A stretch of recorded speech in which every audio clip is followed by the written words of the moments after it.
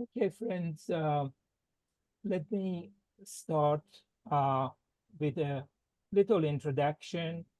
Uh, it is a great pleasure and honor uh, on behalf of the Association of Iranica in Australasia to welcome you at our third uh, virtual lecture series of 2024. And, uh, and before we begin, uh, it would be befitting, and I would like to acknowledge the indigenous people of Aotearoa in New Zealand and also indigenous people of Australasia region, as well as the global indigenous cultures.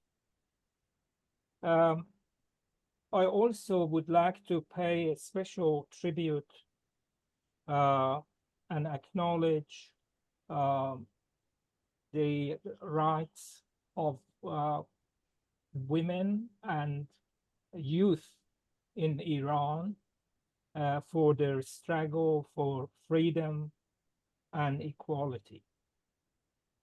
Um, I could say a few words about the Association of Iranica. Very briefly, our association started in 2004 in Australia and mainly Sydney based.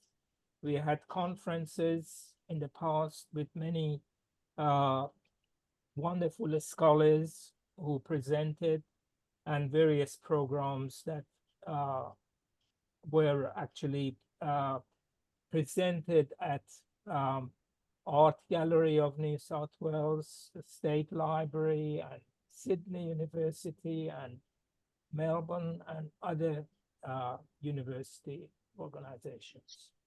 Um, Basically, our purpose was and has been always to promote the culture and literature and history of Iran and approaching the specialists and the scholars in various fields uh, related to Persian studies.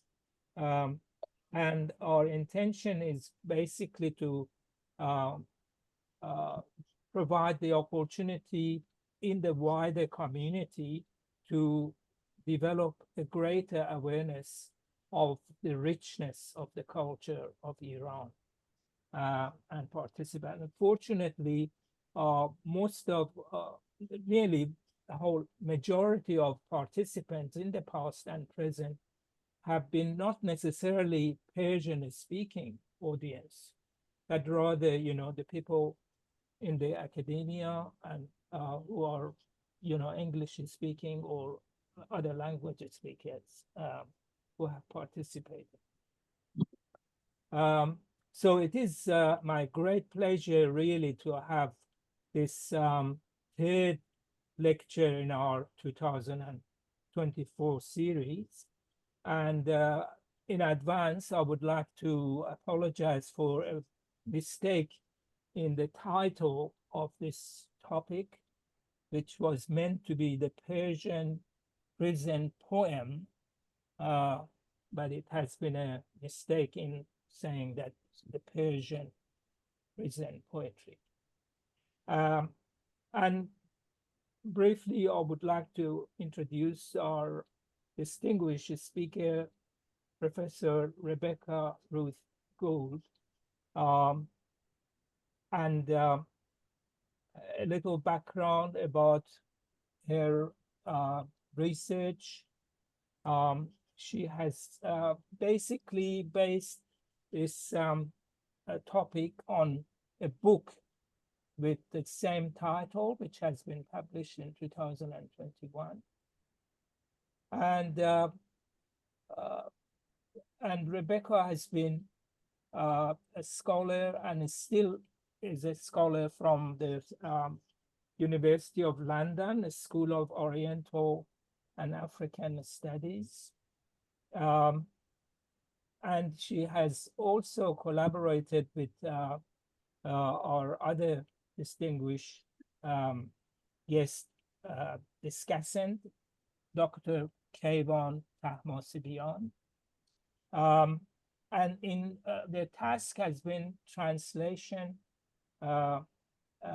For example, the examples of their publication is a translation of High Tide of the Eyes, the title of one of their collaborative works, and poems of Vijane Elahi, which was published in 2019, and also the House Arrest by Hassan Alizadeh in 2022.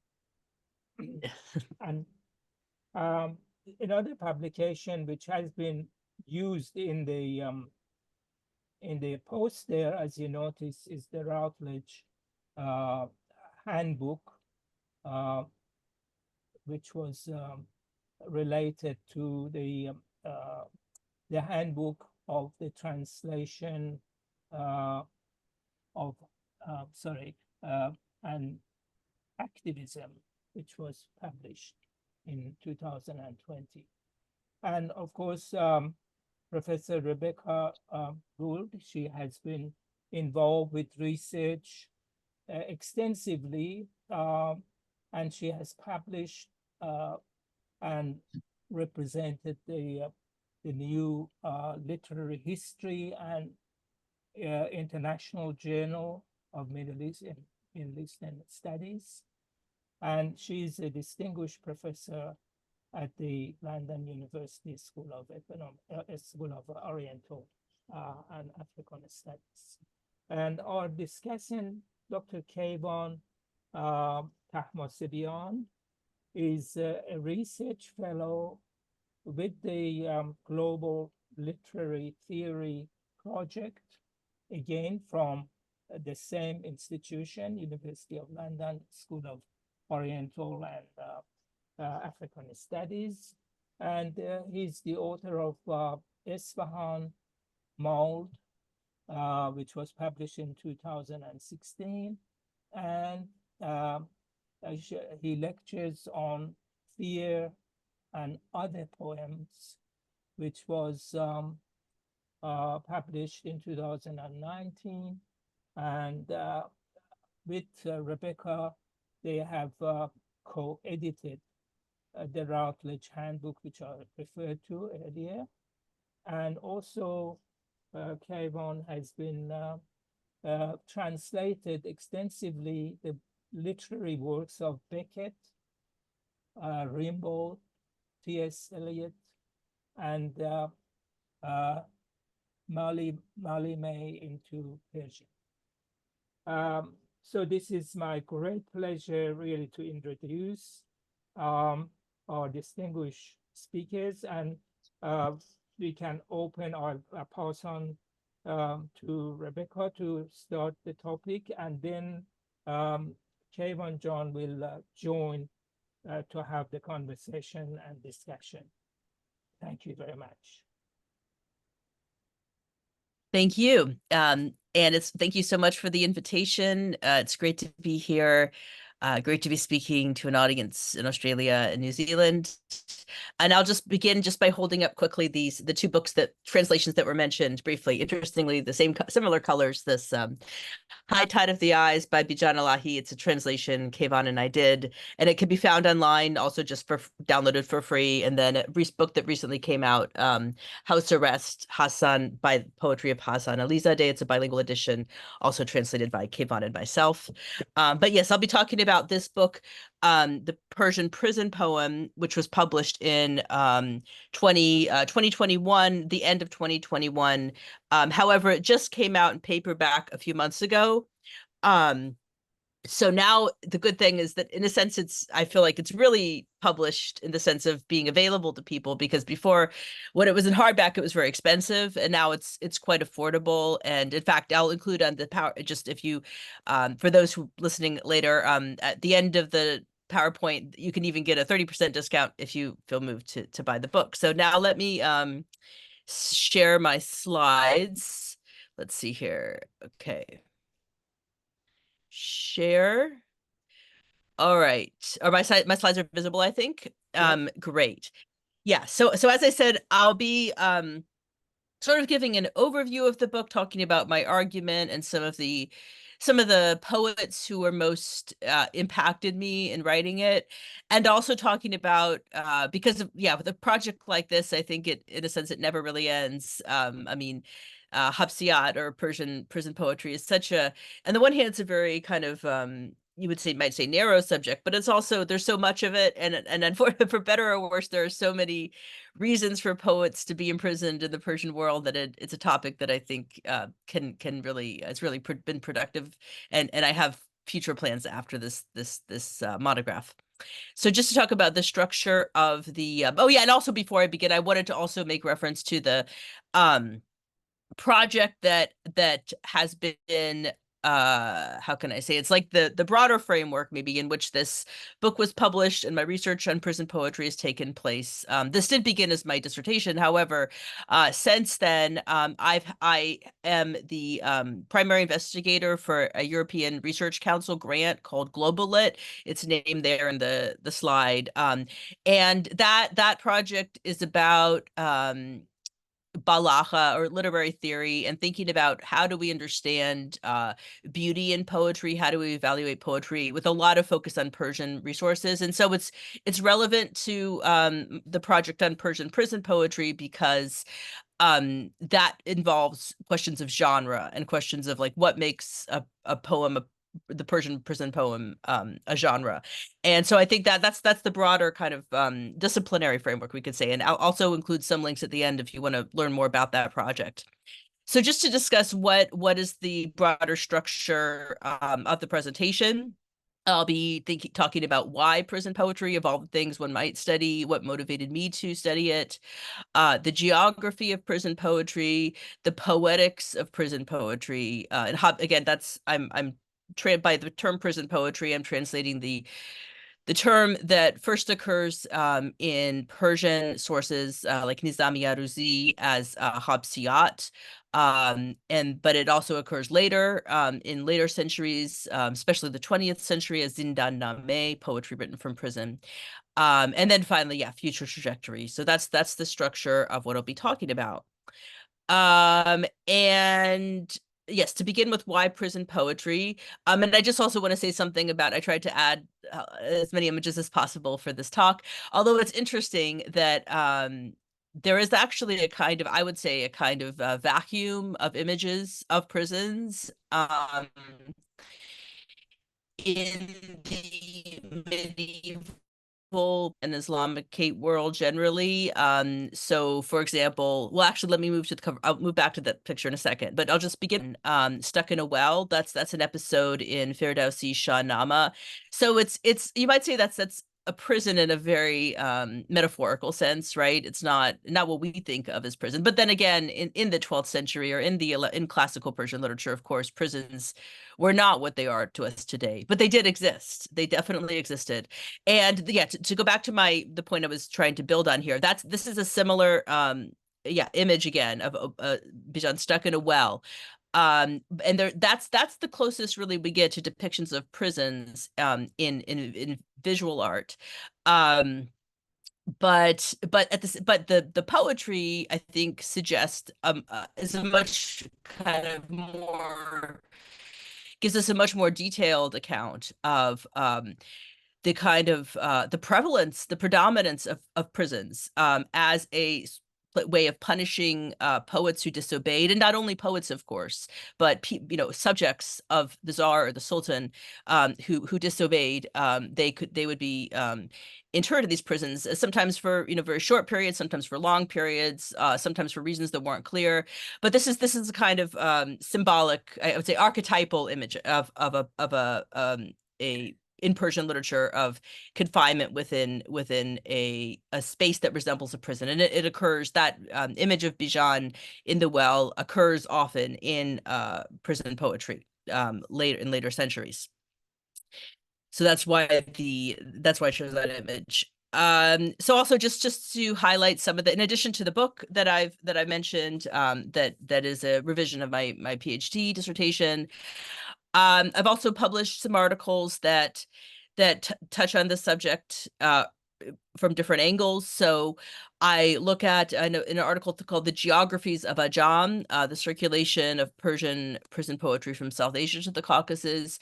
I think about the geography of the genre, and that was one of the things that first attracted me to it. As someone, I came to Persian literature from as someone who actually had specialized in the Caucasus. So I lived in Tbilisi, Georgia, and I was learning about the influence of Persian in those sort of those regions, which are not now Iran, right, but were very much under under the Seljuk influence, under Safavid influence, and they also have, and many of the great poets of Persian literature, Nizami and Haqqani, also come from that region, right? And so I was interested in how this genre of prison poetry circulated in those spaces from the Caucasus and South Asia, particularly Lahore, regions that are not associated with Persian now, but were in the past. And then the specific poet who drew my attention, and who is the most famous, shall we say, bard of prison poetry, Haqqani Shirvani, so of what is now northern Azerbaijan. This is a poet who, it is a region that was at the time of his, when he grew up, it was had a large proportion of Christians, and he wrote a poem that I'll be discussing in detail, called the Christian Qasida, Qasida Tarsaye, in which he's writing it from prison, or at least that's the trope, that's this literary conceit, that he's writing it from prison. It doesn't necessarily mean that he physically was. But what's interesting about the poem is that the use it makes of Christian imagery is very elaborate and very sophisticated. It implies very firsthand knowledge of the Christian tradition, and also it does a very specific kind of work in that imagery in an environment, in the writing in a Persian genre to a Muslim ruler. It has a kind of political salience, which I think fits well with the genre of prison poetry, which is about, I mean, as we will see, which is really in a deep sense about political critique. And what the broader point for me, the broader, just to kind of hammer down or on this point of why prison poetry, well, I would argue, I have argued, and I will argue to people who, I think there could be debate around the subject. I see Habsiyat in Persian literature as one of perhaps the earliest example, or at least one of the earliest examples of a sustained tradition of political critique in poetry, right? So it's poets are they begin by complaining about being in prison, like this poet Masood Isad Salman of Lahore. And then they move with Haqqani, for example, to a kind of adopting a kind of rhetoric that uses the motif of the prison to suggest that a kind of injustice from the ruler, and so the poetry becomes very political through the genre. And it also should be said that so there's different ways of thinking about genre, right? There's genre in the sense of a theme, like Habsiyat, Tardiyat, Hamriyat for wine poetry. Then there's also genre in the sense of like a form, like Qasida, Ghazal, and so forth. So the prison poetry overlaps on both of these understandings. Prison poems are written in the Qasida, which is a genre, or let's say a form, a literary form that is traditionally addressed to rulers. It is traditionally about political power. It is, I would say, the most political form in the Persianate, or even Arabic as well, because it's also an Arabic literary genre, repertoire.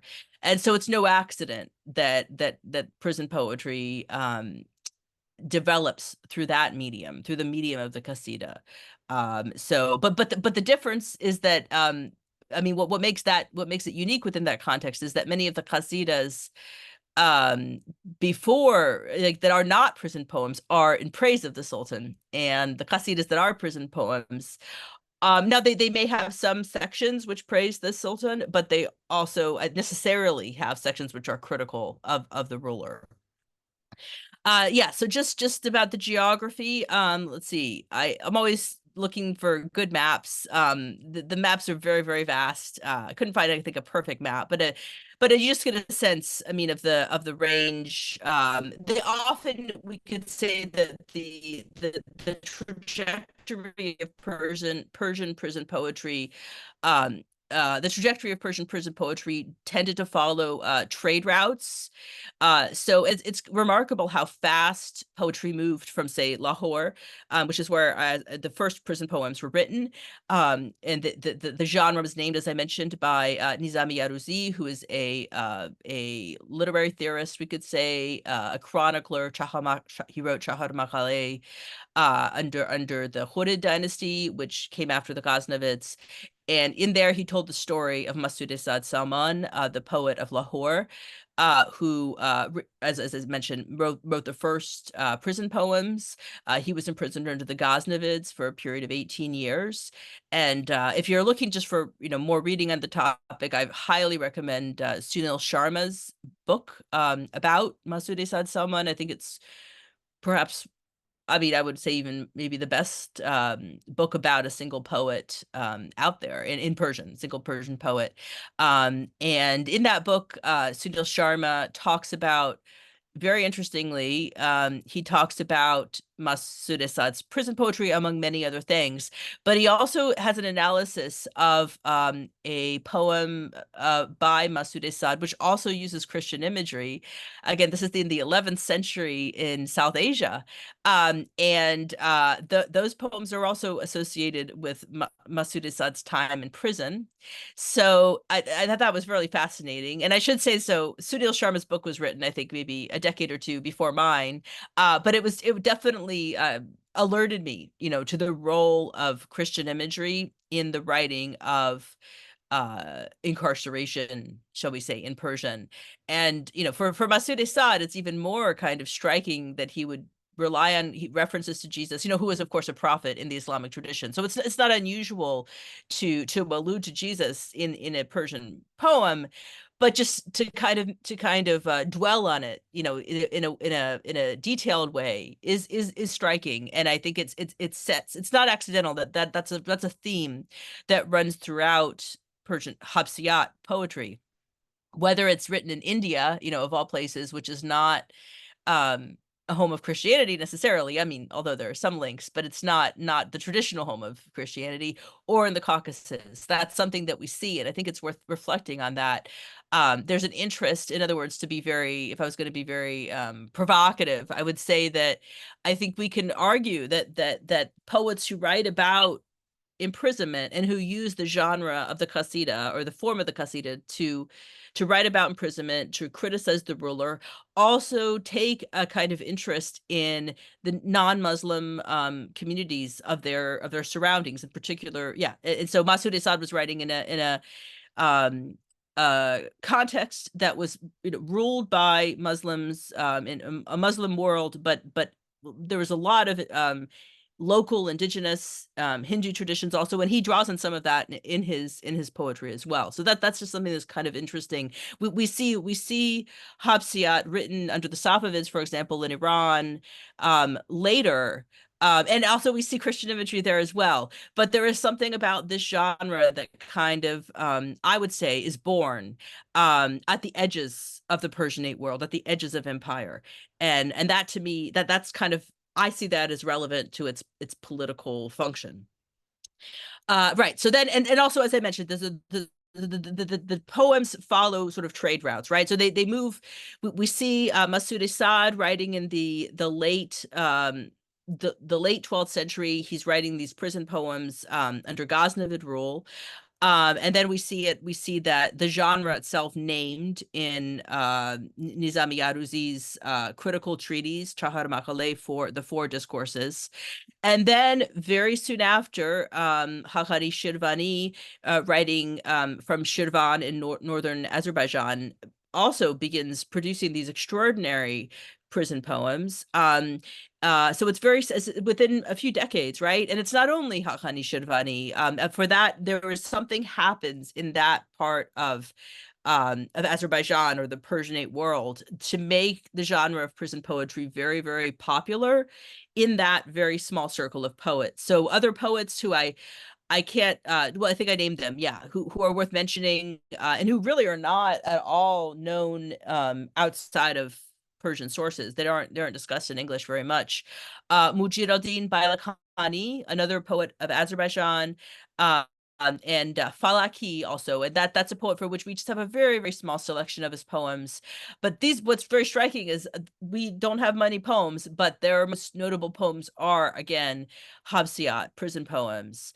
And that's, it's very clear that there is something about that, being a poet in that particular environment, it was a small circle of, all poets who knew each other. Hakhani, Falaki, Mujir Bailakhani. They all wrote in that genre, and they all, and I believe Falaki is the poet who mentions Masood Esad Salman. And again, in poems that were written just a few decades after Masood Esad Salman's poetry. So that's part of why I call it a genre. It's a very intertextual tradition, a tradition in which poets are referencing each other, writing back to each other. They talk about surpassing each other. There's a sense of rivalry as well. But it's a very self-conscious tradition. But Hakhani, he is, as I said, the kind of the master of it, the master of the genre.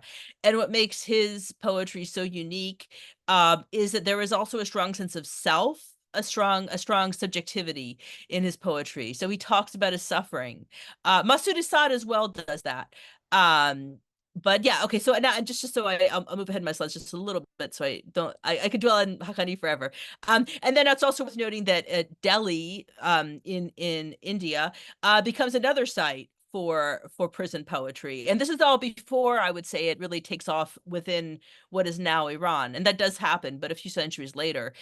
So Lumaki, which I think Kayvan is going to talk a little bit about, I hope, is a poet who again picks up on the Christian motifs, Christian themes, and seems to be referencing Hakhani in some of his poetry. And he talks about being in prison, and he writes these qasidas in which he complains about being imprisoned, and then but also sort of begs for freedom and begs for release.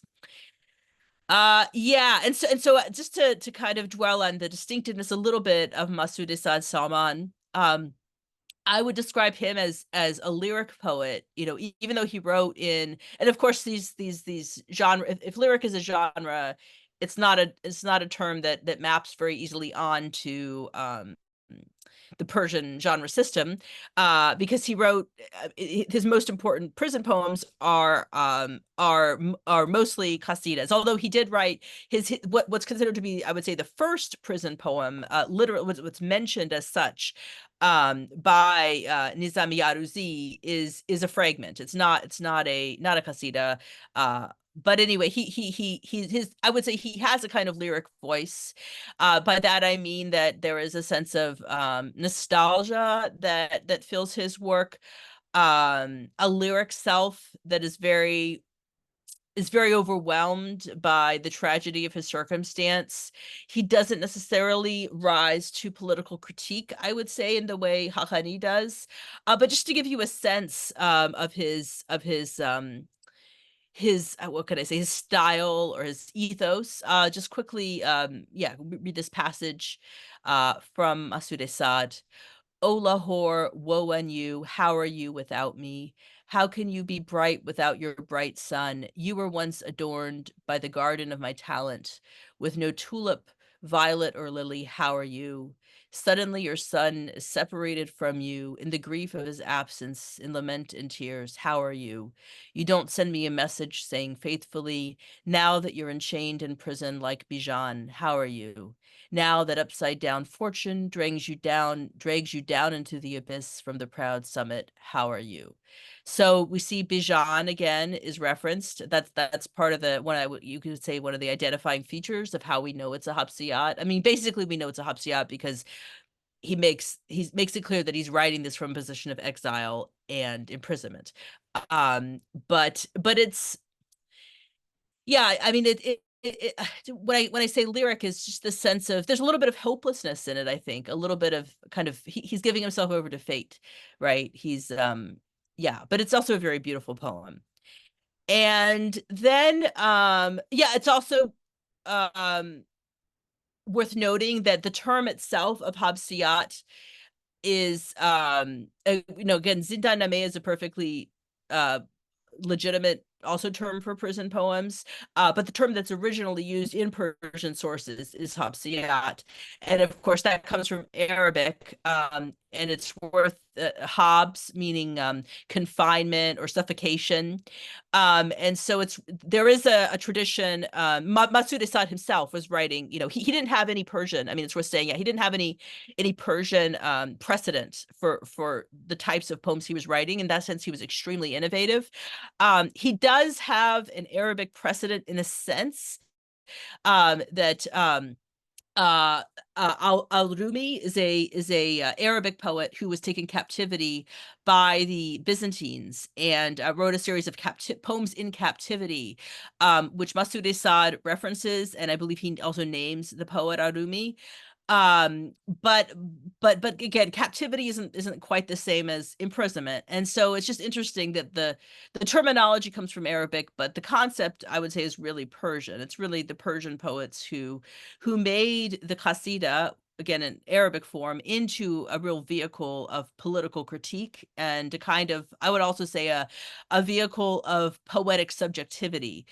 So the other thing that's worth, now I'm sort of moving towards Hahani and understanding his extremely unique innovation. The other thing that's really worth noting about Hahani is that, he goes beyond just criticizing the Sultan. He also elevates poetry, and he makes the poet a kind of prophet. A term that he uses a lot is payambar, so prophet. And I think it's not, we would be really missing out if we don't remember that, again, that Christian thread that is woven through the genre of prison poetry.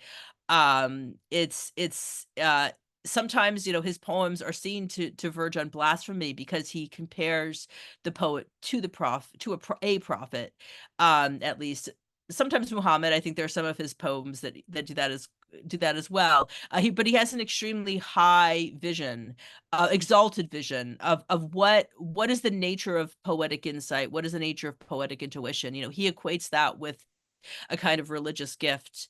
And yeah, I'll turn to that. I'll give that an example of how we can see that happening in a second. And just to address my last point, right, poets, we should remember kind of the multilingual background for prison poetry in general, that Persian is the language in which it's articulated, but most of the poets were bilingual, multilingual, sometimes from non-Muslim backgrounds as well. So that's worth noting, as I mentioned earlier. So yes, turning now to Hahani and to the poet as a prophet and sovereign. And I think I also just remind readers of the title of my book. I would never have come up with that title without Haqqani. So sovereignty and the political imagination. And that's, I think, what Haqqani does to prison poetry. He makes it into a discourse of sovereignty, and but the sovereignty of the poet. So from his perspective is competes with the power of the ruler, and ultimately it is more just, it has more of legitimacy than the ruler. I'm not going, you may know the poem, which I don't have slides for, but I'm just going to skip just to kind of illustrate that a little bit. You may, as Iranians, you may know the poem Ivane Madayan. It was probably his most famous poem, the poem that's taught in schools. And I'm just showing this picture here because this is Ctesiphon, the ruins, that this poem Ivane Madayan are focused on. In Arabic and Persian, it's called Madayan, meaning two cities. And so I don't have this poem here, but there's no way I can do justice to Hahani.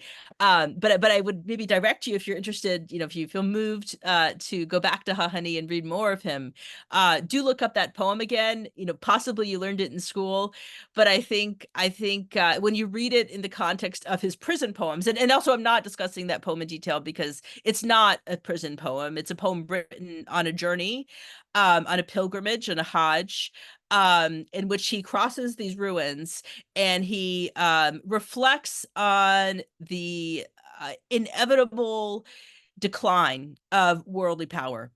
So he talks about the Sasanians, he talks about a series of Islamic dynasties and how all of them eventually are going to end up in ruin. And when he was traveling, I mean, now we see Ctesiphon in ruins, but it was also in ruins in his time as well. And I think he's so interested, in this idea of ruins, as particularly like imperial ruins, the ruins of kings, because he is very convinced, that worldly power is not here to stay, and that in other words, it's okay to disobey the ruler because they're often wrong, and poetry is what remains. And I think that poem in particular really reminds us of kind of sovereignty of poetry, not the sovereignty of rulers. And what's so interesting about the poem as well is that it's often taught, as far as I understand, in the Iranian curriculum, like to children, as if it meant the opposite, as if it's a kind of celebration of Iranian nationalism. But actually, I would say it's a critique of worldly power. So now to get back to the poem that I do want to talk about, the Christian Qasida, which, and again, I'm talking about this one because it is a prison poem. It's in a sense the archetypal prison poem, the prison poem to beat all prison poems. And unfortunately, it's also one of the least translatable prison poems. There are many aspects of the poem that I think even now scholars don't fully understand. I mean, just terminologies. Some of the ones in this quote, for example, just to give you a little bit of background on the history of the scholarship of the poem, there was a scholar, Vladimir Minorsky, who wrote an excellent article on the poem and tried to translate it in the 1950s. And that article was then translated into Persian. I think it was Zadin Kub. Kayvan, do you remember Zadin Kub translated the Minorsky's article? Or anyway, it was there was an Not sure about the translation. yeah. Okay, yeah, I believe it was. And there's an expanded edition. But the point is that I think many aspects of interpretation have even vexed Iranian scholars. There's certain terminology like Narjonamuki, Mukrin, Tursikos. These are things that you'd have to investigate to kind of understand what he's talking about. But it shows the poem overall, just to kind of quickly give you a synopsis. He begins by describing himself as he compares the sky. So he's in a prison, right? In fact, let me move one slide forward. So here, this is I'm not claiming that any prison poems were written from the citadel of Aleppo, but I did visit there right before the Syrian war, and I was very struck by imagining Hahani's poem written from a prison like this. I mean, this is, I think, the kind of space that Hahani would have been imprisoned in, and you can see he's looking up. I mean, there's I could just easily imagine a poet looking up at the sky, and the bars are crossed. And so let me just read the poem, just the first few lines in just a second, but I just wanted you to kind of have that visual image in your head. Haqqani, in fact, was imprisoned in a different citadel, a fortress called Shabaran in Azerbaijan. But I think for the purposes of what it's like to be a prisoner, it's probably not that different. So you could see I imagine he positions himself as a poet in prison, looking up at the sky, looking up from his prison cell, and he says, Falak kajrotarast as hate tarsa mara darad masil silra hebe isa. The sky holding me like a monk in chains is more crooked than the Christian script. So already, this is a very, very, very dense, very brilliant opening. We have Christianity invoked, and it's there's different ways to interpret this, but we could imagine that he's looking above at the sky, and he's seeing, potentially it's because of the bars on his cell, or it's just because of the constellations in the sky. But he's comparing it, to the Christian script, how it might look to a reader of the Persian script or the Arabic script. And then he has chains as well. So he's comparing himself to a monk, to a Christian, a figure of Christian religion, but who's enchained by the sky, metaphorically. Of course, he's in prison. And then he asks, has Jesus parted from this world? This glass roof seems to be crafted by the Antichrist. So the Dajjal also figures, Dijlay figures quite prominently throughout the poem. There's all kinds of stories about Jesus ascending, right, which is part of the Muslim tradition as well. And then the poem just goes on and on. It's a very long poem, a very brilliant one, and I definitely encourage you to read in full. He's imagining himself as this sort of very rebellious figure who is very unhappy with his situation because he's imprisoned. And I should say that there's various theories about why he was imprisoned.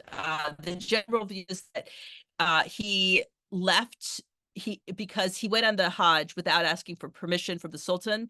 And that's actually the time when he wrote this Ayvan-e Madayan poem that I just referenced a few minutes ago. And then when he returned back to Shirvan, he was imprisoned for not getting permission. So you can see it as a kind of insubordination. And yeah, there's so much about the poem that needs to be sort of examined in detail. But I think some of the most striking lines for me and the most relevant for my analysis are the ones that are quoted in this slide. After 50 years of Muslim piety, these crucifying fetters do not fit my feet. I kiss the church bell, Ravam Nakus Busam. That's very, yeah. Well, I mean, it's very powerfully said in Persian. I bind myself. I kiss the church bell. I bind myself in the belt or the zunar of oppression, and the picture there is of a zunar. So I should just pause to say what a zunar is, in fact, because that again is a motif or a physical trope that recurs quite often throughout Persian prison poetry. And that is the item of clothing, the belt, as you can see in the picture, that Christians and other non-Muslims, Jews and Zoroastrians were by law required to wear in many of these non-Muslim societies. In many of the Muslim societies. I want to say with the caveat that was the legal framework, right? So we have Shafi is the source for a lot of these restrictions around zunat, a lot around the clothing that non-Muslims were supposed to wear. Now, that doesn't necessarily mean that the rules weren't enforced very strongly, but I think so. I think that's worth noting. It wasn't necessarily that everyone had, but in every society of the Muslim world had to wear this, that they were punished for not wearing the right kinds of clothing. But Haqqani's writing a poem, so he's building on this metaphorical imagery, right, of the kind of the clothing that marks someone as non-Muslim, and potentially also the clothing that is it's my argument. He's protesting that kind of discrimination, those kinds of regulations, right? Because he himself is wearing that. He's picking up the mantle of this sign of inferiority, and he's binding himself, and he calls it, the zunat of oppression. So that itself, I think, tells you the ta'ada, right? That tells you that he's not neutral on these subjects. He's not just praising the Sultan. This isn't just a qasida that kind of exalts the existing order of things. It's a very, very risky poem to write, in a sense, a very political poem. And again, he continues with this theme. He's imagining himself as these monastery. He says the Bagratids gate is my refuge. So the Bagratids were a Georgian Christian dynasty in nearby Georgia. So again, he's sort of threatening, right, to abandon Islam. That's why he begins by saying, after 50 years of Muslim piety, these crucifying fetters do not fit my feet, right? Salib, and that's the word he uses there, is when he talks about crucifying fetters, is salib. So again, invoking Christianity and Jesus Christ. It's a kind of poem. I mean, as I've already noted, Christian themes pervade Persian poetry. That's not unusual. It doesn't mean that they're in any ways departing from Islam. But this particular poem, the Christian Qasida, I think it goes so far with the Christian imagery that we could say, in a sense, that it is going over to the other side, at least for a period. Now, it is worth noting that in the other later sections of the poem, Haqqani kind of tones down his rhetoric. He says, no, I'm not going to abandon Islam. I just want to be free. Release me from my prison cell. So he backs down from this kind of political intensity, but it is very, I think, unique in the canon of Persian literature, and it's what makes Hapsiyat such an interesting genre for me. And you could even see, right, so before the great Turkisos, who was it's believed a kind of a bishop in the Byzantine Empire, I will discourse on the Father, Son, and Holy Ghost. In one lecture, I will bring the three hypostases out of the well of doubt and into the desert of certainty. So again, that's taking the Christian rhetoric very, very, very far. And yeah, so that's kind of the peak of prison poetry. It's what some of the most crucial chapters of my book are dedicated to. I think I've discussed some of this, the disciplinarity of the Persian prison poem, but I'll just to reiterate that it uses courtly poetics. It's takes the form of the qasida. In a poet like Masood Saad, with its kind of lyric voice, it has an ethos of the ghazal in a sense, and of course the ghazal comes from the qasida anyway in terms of his Arabic literary history. And it is an example, to my mind, of a kind of political theory in verse, right? Because there is a concept of sovereignty, of the poet's sovereignty, and of the limitations of worldly sovereignty in these poems. And yeah, so just moving to a close, it's worth saying, this is such a rich genre. It had its kind of initial fluorescence in the 12th century, but it continued, from as prisons, were consolidated in the modern era. I mean, part of the point of my book is to show readers that it didn't just begin in the 20th century. There is still an institution of the prison before modernity, and there is an institution of prison poetry before modernity. But poets like Malik al-Shuara Bahar, Farokhi Yazdi, all wrote prison poems. In the case of Bahar, it's actually a masnavi. He wrote a masnavi from prison, which is like a romance or a narrative poem, an extended narrative poem. And then most of the great Persian poets, of Iranian poets of modernity, Shamlu, Sayyeh, Reza Barahani, they all went to prison and they all wrote prison poems. And so the prison is definitely not a metaphor in their work. They all had concrete experiences with incarceration. And it really frames, I think the point is that it really frames their sense of who they are as poets. It's almost a kind of badge of legitimacy, right? It shows that they really do have the courage to stand up for power. And that in itself is a commentary on the political force of poetry and why it matters. And also just want to say that again, just as the early prison poems were not limited to Iran, that they began at the edges of the Persianate world. So too in the 20th century, many, many, many non-Persian poets, but who were writing in literatures that were influenced by Persian, like Urdu, wrote really significant prison poems. So Faiz Ahmed Faiz, who is perhaps along with Iqbal, the most important poet of Pakistan, wrote Zindan Nameh in 1956. And in there, again, we see the Haqqani's Christian Qasida appears, because there's a cross. We have the poet looking outside of his prison cell and seeing a cross and comparing himself to Jesus crucified. So again, it's so counterintuitive in a sense, because he's writing in Pakistan, right? But the importance of that Christian symbolism persisted across these various regions and traditions. And Afghanistan as well is a country that also has a rich prison poetry tradition. I think an anthology was published just a few years ago of prison poetry from Afghanistan. So this is, in a sense, it begins in Persian. You know, it has its roots in Persian, but it's a kind of transnational literary form and phenomena.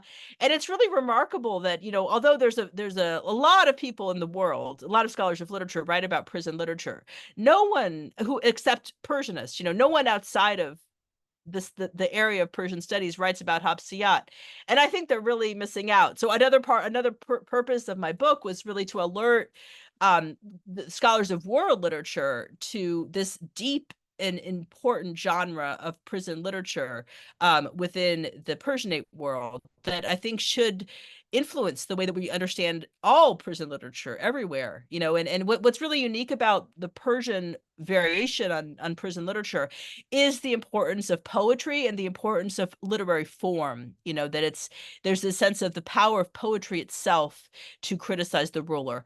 And so just again, coming to a conclusion, I just wanted to, in terms of future trajectories for this research, I am working with Kayvan on an anthology of Persian prison poetry, Hafsiyat, from South Asia to the Caucasus. And here's a list of all the poets, not all of the poets, but some of the poets we're including. And you could see from the range of poets mentioned just how vast and significant this tradition is. Of course, Masood Esad Salman, Haqqani Shirvani, Mujiruddin Bailakhani, but also Khalid, who is another poet of South Asia, Yazdi, Mirzadeh Ishki, Bahar, Nasrallah Munshi, who's better known as a prose writer, the translator of Khalil Dimna. And then in the 20th century, Gul Surhi, Sultanpur. These are poets who suffered under the Shah, who were imprisoned under the Shah. And now, of course, also there's prison poetry being written in Iran right now as we speak. There's one Baha'i poet released a collection of prison poems written from Iran. Mahvash Sabet is her name. Yeah, so that's the rich tradition of Persian prison poetry. And finally, just a few links if you want to follow up, learn more about Persian prison poetry. I actually, one thing I forgot to include here is I did write the Encyclopedia Iranica article for Hafsiyat. Unfortunately, the encyclopedia is going through financial difficulties. But hopefully that'll be up. There's a problem with the publication itself, but hopefully that'll be online at some point. Beyond that, I would say just also look at Global Lit, which is the project that I mentioned at the beginning of the ERC project, Global Lit, which is the framework within which this research is taking place, including the anthology. We're on Twitter, we're on Instagram. We also have a blog on medium.com.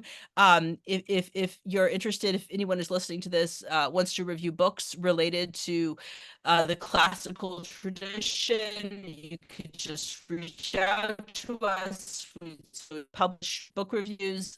We have a working paper series, a website, and finally, the publisher has kindly provided a discount code. If you want to buy the paperback version of the book, you just go to the website. So it's Edinburgh University Press, the Persian prison poem.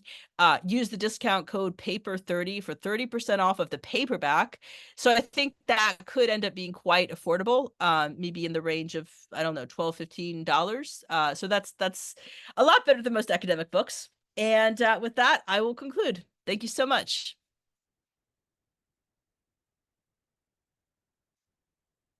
Shall I stop sharing my screen, or what do you think? Yeah, okay. I will stop sharing. Great.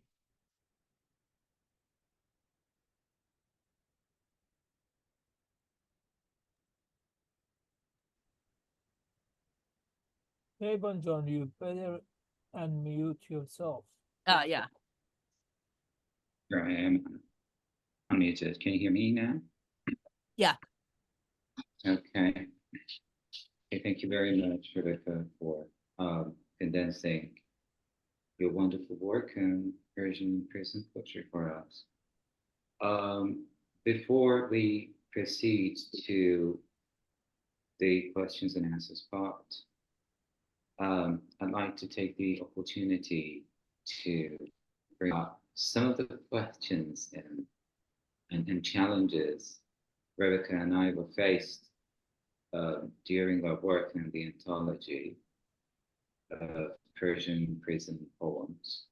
So perhaps you'd like to share your thoughts with us about these issues that continue to concern us. Of course, we would be very grateful for your thoughts. So before I start again, let me clarify that these issues are not necessarily related to translation of these poems. The challenges, opposed to translating medieval prison poems into English, of course, are very important. At times, a form like Qasida, with its rigid formal features, end up very dull in translation. So this is a real concern for us. Okay. The classical movement of the Hafsiya form, or Hafsiya Qasidas, from very exaggerating panegyric parts to the poet's pleading or supplication for release, they sound really boring, even for the Persian reader. When a Persian reader reads these poems today. But beyond these translational challenges, we faced important questions about the generic classification of these poems, especially at the stage when we were trying to select poems for our anthology. And one of these questions was about what it is that makes a poem a prison poem. Is it the real experience of a poet as a prisoner? I mean, a poet prisoner?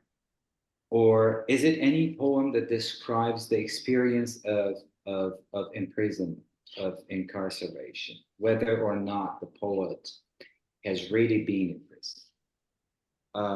So, for example, we have this poem by Nima, the so-called father of modernist Persian poetry, which is called Mahbas, which means prison, in which Nima describes the prisoners suffering in prison.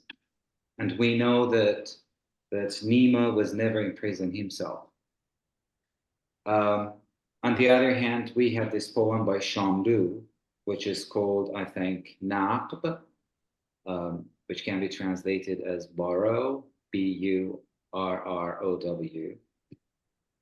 Okay, Shamlu, we know he was jailed a couple of times for his political activities, but I doubt this poem was written in prison. So the first question is, are these poems to be considered prison poems? Is it the prison poem or is it the prisoner poet? Yeah, that was my question. Okay. Should I respond or? Yeah, please. Okay. Yeah, I think What do that's you an think? interesting. Sorry? What do you think about it? Right. I think prisoner poet is an interesting classification. That might be more appropriate in some instances. I mean, especially because it is really about the poet. I mean, I think the point of these poems is, I'm thinking of Haqqani at least. I mean, it is not just Haqqani, but as I said, it's about a kind of legitimizing poetry and celebrating poetry. And it's not, I mean, the prison is a mean, it's a tool. It's a tool for celebrating poetry, for kind of proving the importance of poetry. So it's really about the poem and the poet, not about the prison. But the prison is a necessary instrument for that. I guess I would just say that I think there are cases in the medieval canon of Hafsiyat, of prison poetry, for which we also don't know for sure, right? About whether they were imprisoned, like Mujir al-Din Bailaqani is the case I'm thinking of. Our source, I mean, Yeah, this is generally the question you're asking is a question about the relevance of history as well, to literature, to the study of literature.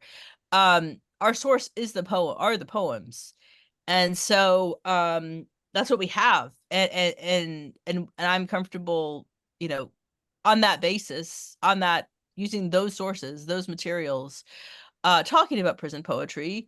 But we don't have like a historical chronicle that says Mujahid Balakani was imprisoned in these dates. Even with Haqqani, I mean, there's a lot of debate about what years was he imprisoned. I don't think it's been, I mean, it's been said we know he was in prison, but the exact dates I think are disputed. So yeah, so I think I feel comfortable prioritizing more just the motif of the prison, where the prison, because even like Bijan in the well, as I mentioned, like that's not a precise, that's not really prison, but symbolically it is, for many poets. Like it's the language they use. And so I'm interested in the language of imprisonment, the rhetoric of imprisonment, the trope of imprisonment.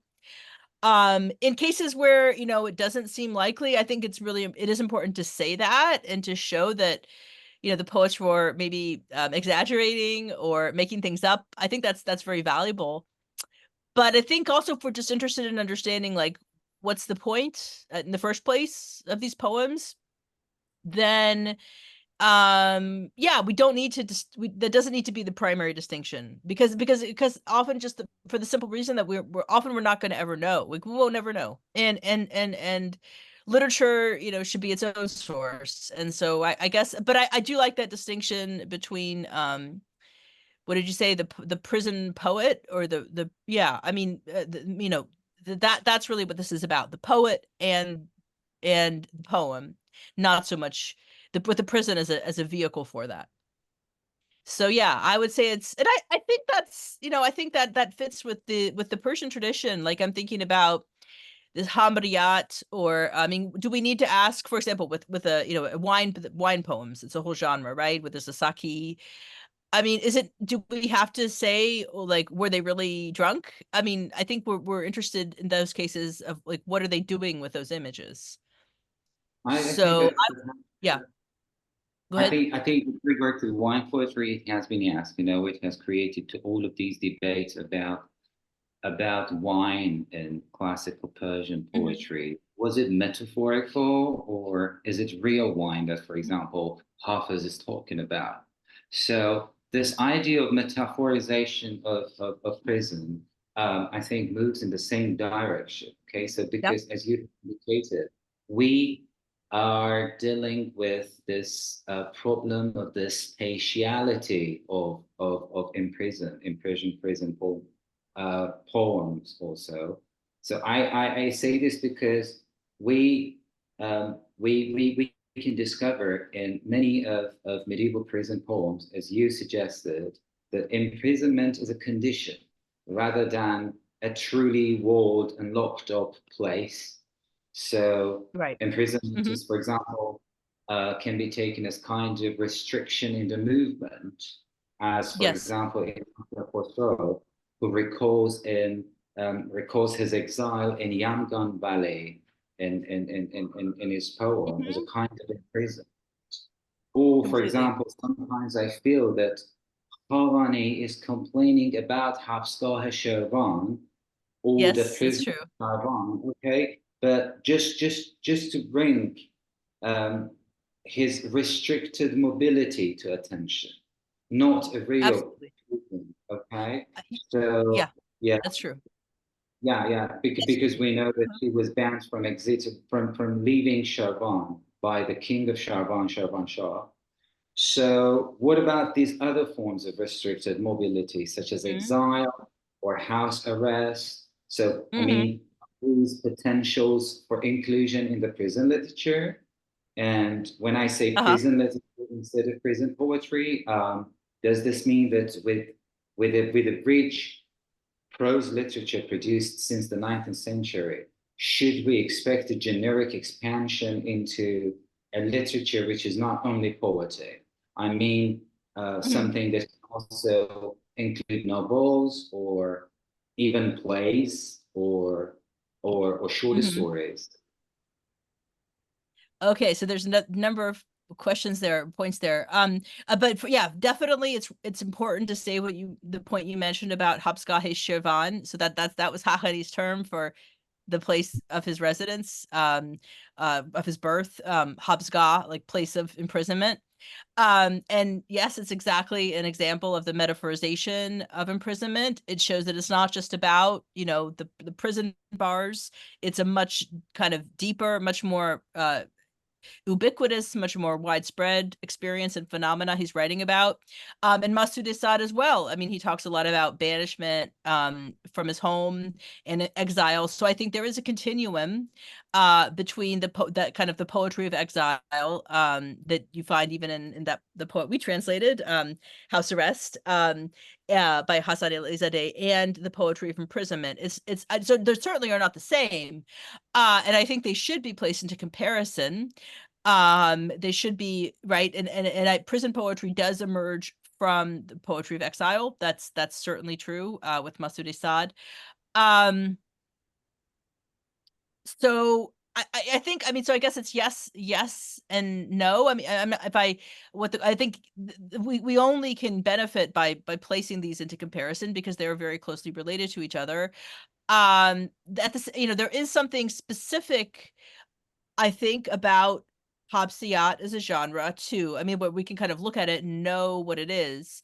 And that would be, where the metaphor of the prison really takes over the poem, right? It's not just like a one reference, but it's a literary distinction. It's not a historical distinction. It's not an empirical distinction. So it's not like, was he in prison for 5 years or one day? It's how important is the metaphor of the prison? And when it's extremely important, like in the Christian Qasida, it's Christianity takes over the poem. It just radiates that, right?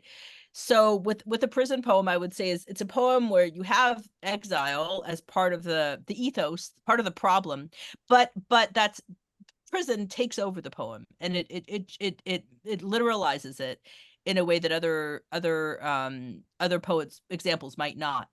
And what was it? I think you asked about about prose and other. So then moving beyond poetry itself, absolutely. I mean, that's not for the purposes of our anthology, but we're focusing on poetry, and I think part of the reason, part of the point is that in general, prison literature, like as a field, right?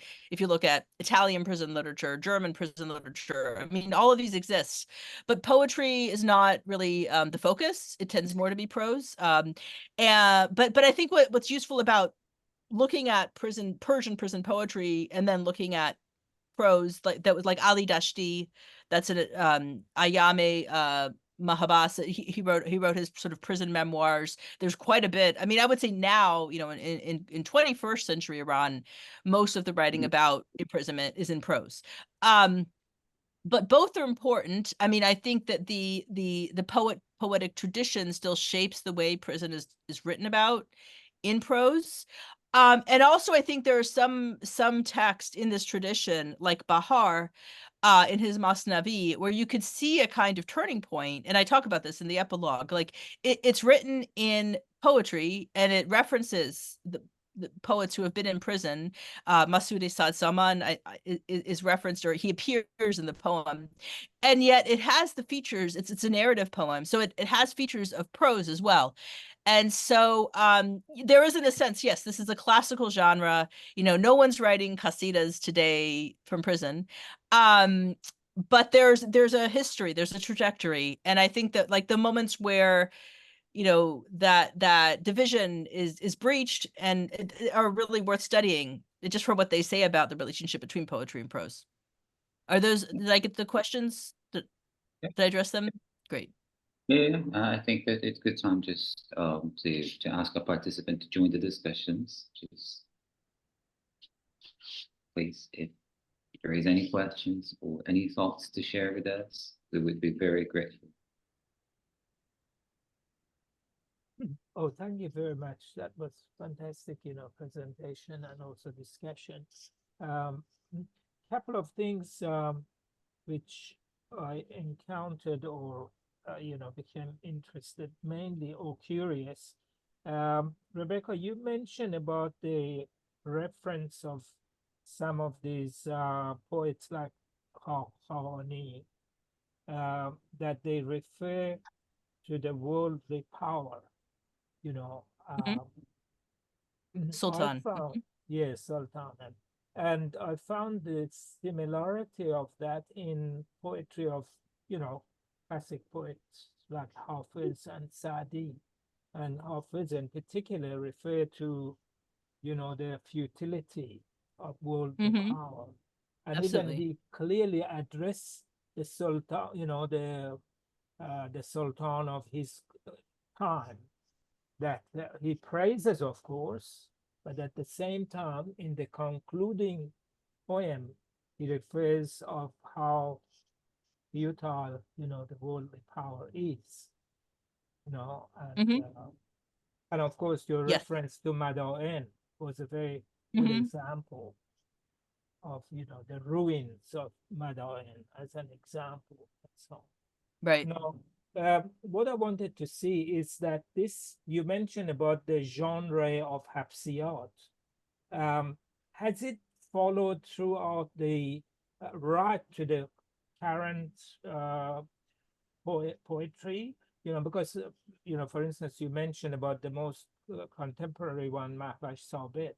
You know, she of course describes the environment of her imprisonment and all that.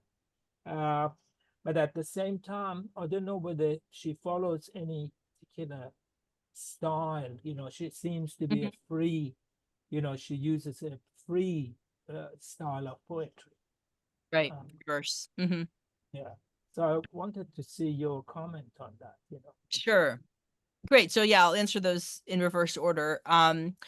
Mahfish Sabet, yeah, I think I'm sure she's aware of the Habsiyat genre, but you're right. It's free verse in a formal sense. I don't think it's particularly indebted to the Hafsiyats of say Haqqani or Masud Sad.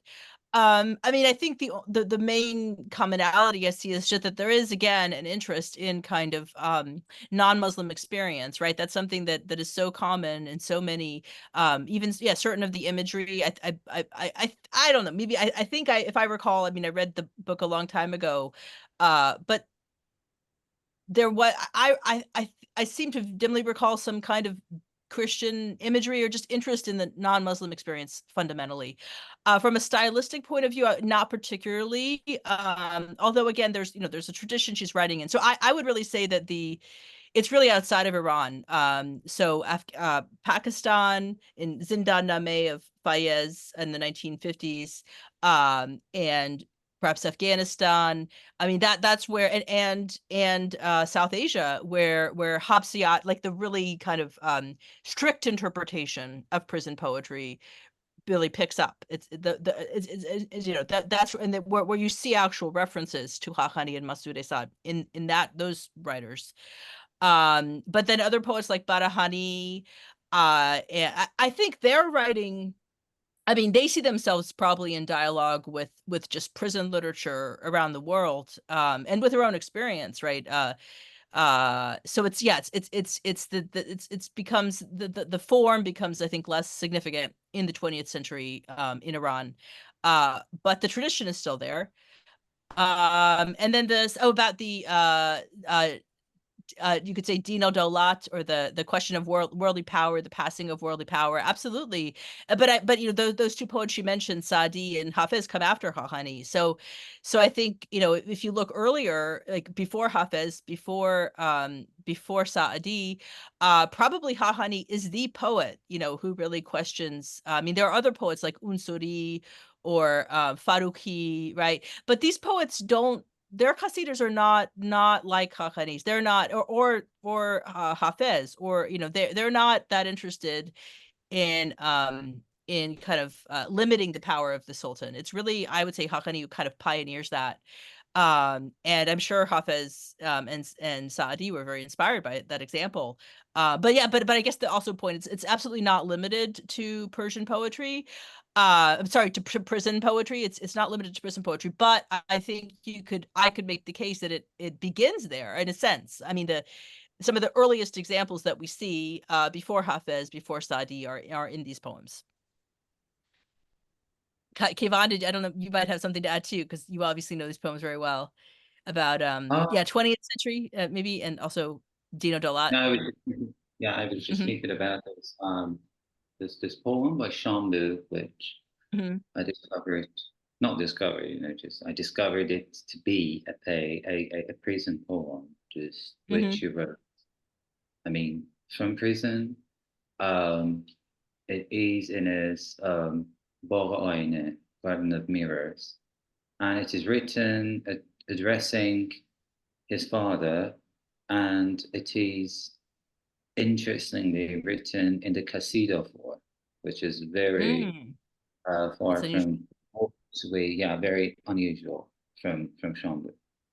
I'm still just thinking about this idea of imprisonment, the metaphorical, this expansion of prison into metaphorical aspects. And I was just Hmm. thinking that if by prison poetry and what makes a prison poetry, a real prison poetry, is just its political critique of the sovereign of the political system.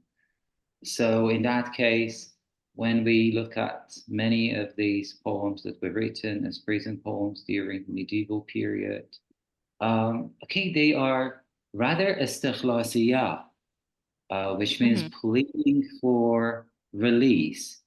They Hmm. are rather istikhlasiya than habsiya. Okay, so they are just um, praying to the king for release. They are just, it's Hmm. some kind of pardon. And then you don't see um, a strong political threat running through that poem. So in that case, poets like Khalani are very rare in the medieval period. And as you said, it's an exceptional kind of political critique in the medieval period, especially his Qasidat Ash'ariyya.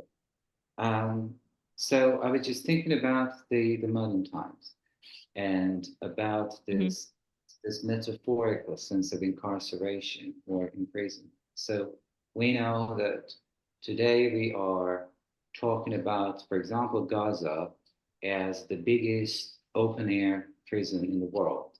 So if someone from Gaza writes about this kind of this metaphorical incarceration. Okay, so could it be considered as a prison poem? Also, in a similar way, we have seen that many Iranians talk about the current condition of living in that Hmm. country as living in a prison, or just some exiled poets who just describe um, their experience as leaving a prison. So, in that sense, are these poems to be considered as kind of prison poems? I think, yeah, I mean, I think that question is the best way of answering that question is by looking at the relevance of imprisonment, in every separate context. And I think in all the examples you said, prison is relevant. And yeah, so again, if it kind of takes over the poem, then I'm happy to consider that a prison poem.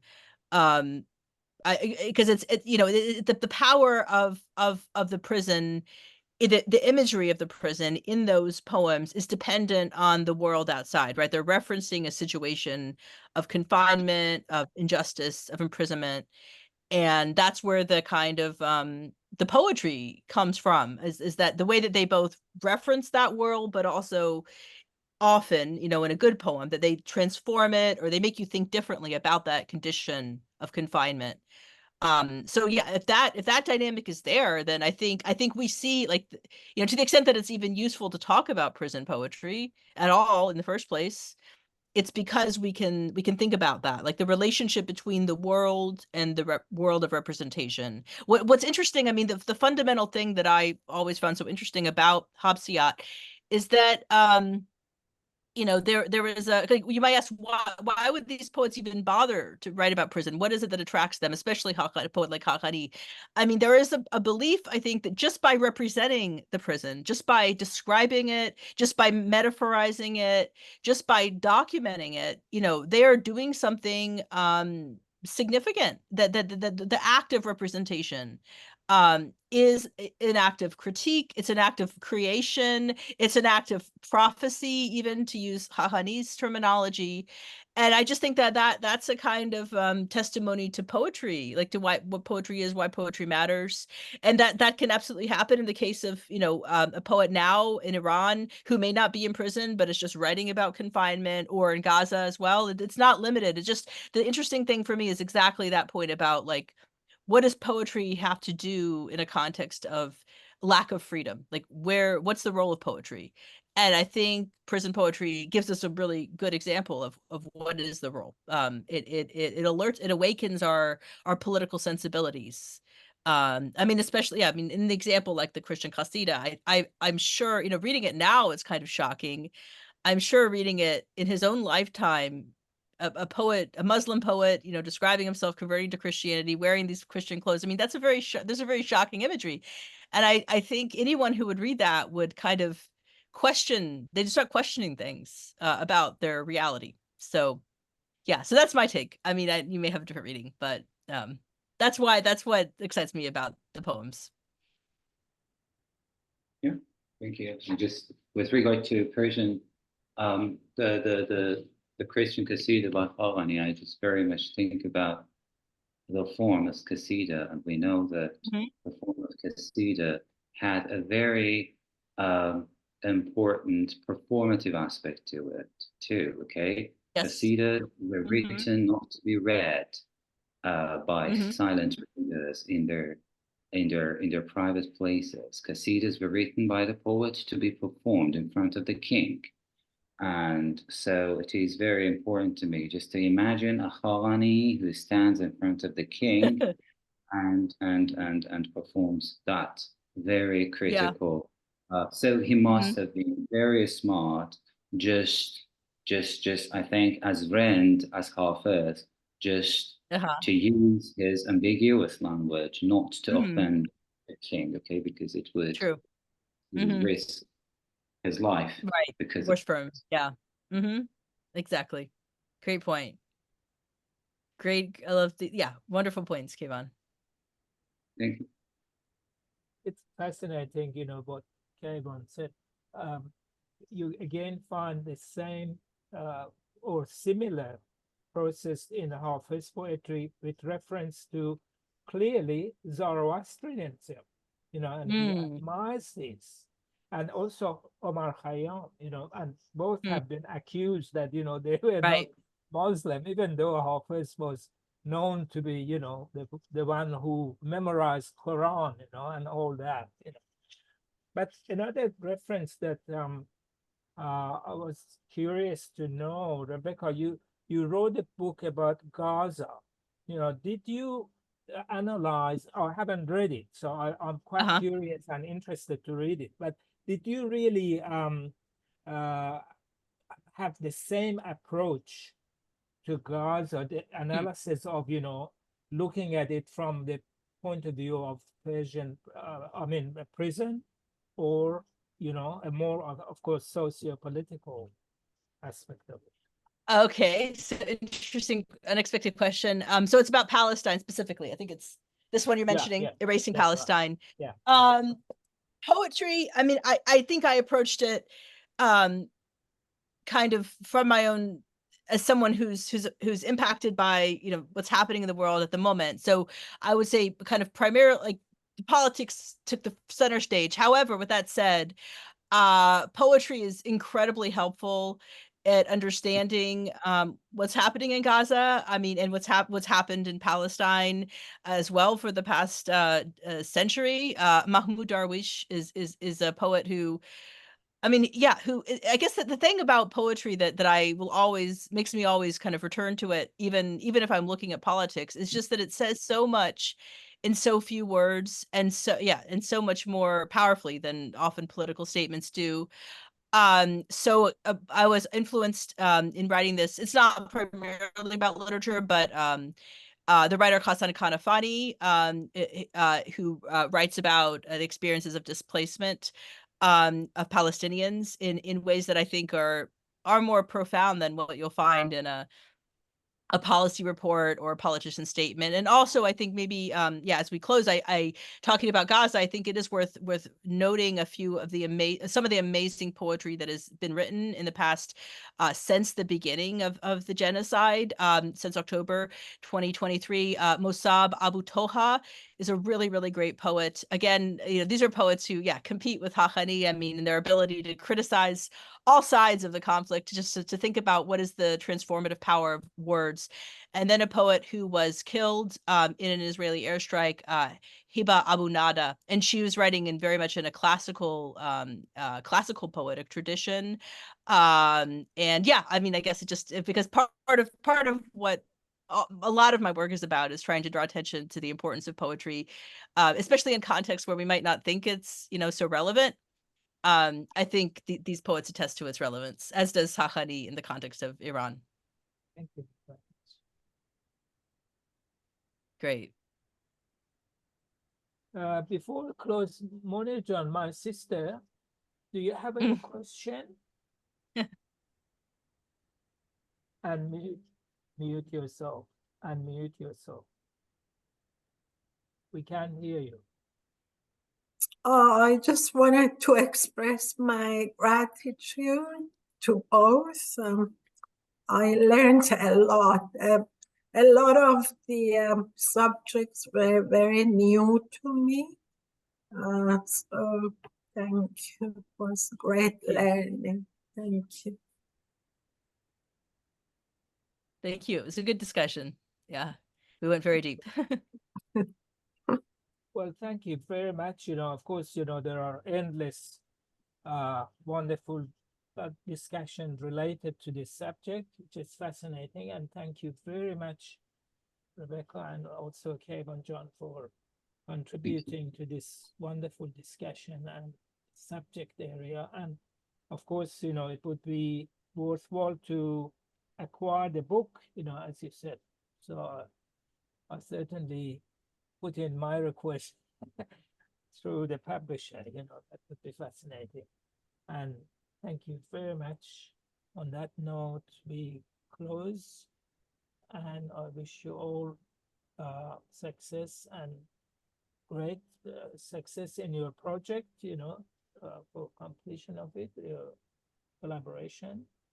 And it was wonderful, and thank you very much. Thank you. It was great fun. Thanks. Good Have a night. great day. Goodbye. Night. Bye-bye. Bye.